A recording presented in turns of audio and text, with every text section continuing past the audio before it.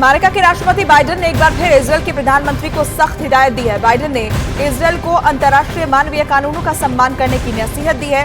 Joe Biden ने Netanyahu से phone पर बातचीत की और गाजा के हालात पर चर्चा की। बाइडेन ने कहा कि इजरायल को अपने नागरिकों की रक्षा का पूरा अधिकार है, लेकिन उसे अंतर्राष्ट्रीय कानूनों का भी सम्मान करना चाहिए।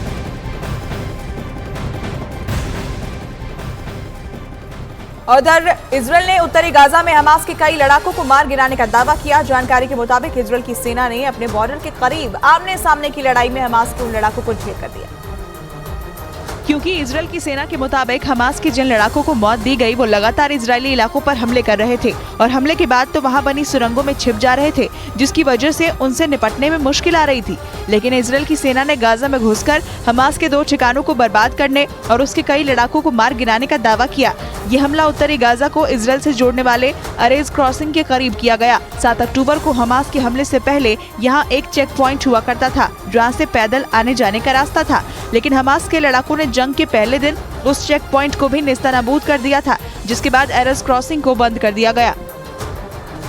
उधर इजरायल की वायुसेना ने बीती रात गाजा के कई इलाकों को दहला दिया। इजरायल के जोरदार हवाई हमलों से वहां रहने वाले लोग दहशत में आ गए, क्योंकि इजरायल की वायुसेना वहां रात भर रुक रुक कर एक के बाद एक हमले करती रही, जिनमें हमास के ठिकानों को चुन चुन कर निशाना बनाया गया। आसमान से आग के गोलों की शक्ल में गिरने वाले इजरायल के रॉकेटों ने उत्तरी गाजा के कई इलाकों में तबाही मचा दी। इजरायल की सेना ने इन हमलों में हमास के कई लड़ाकों को मारकर उसे भारी नुकसान पहुँचाने का दावा किया।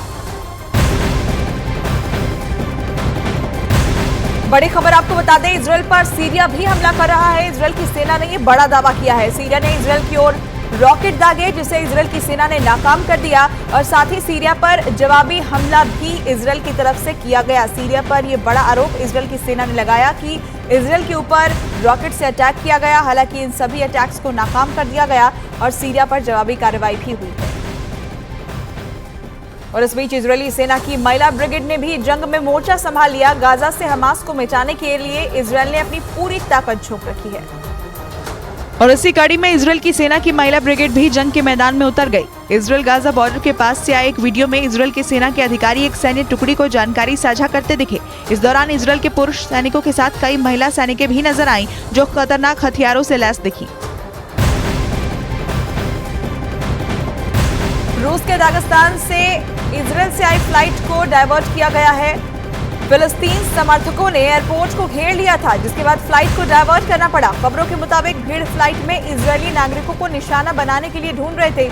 वीडियो में साफ देखा जा सकता है कि फिलिस्तीन समर्थकों को फ्लाइट के बारे में जैसे ही जानकारी मिली, लोग टर्मिनल और हवाई पट्टी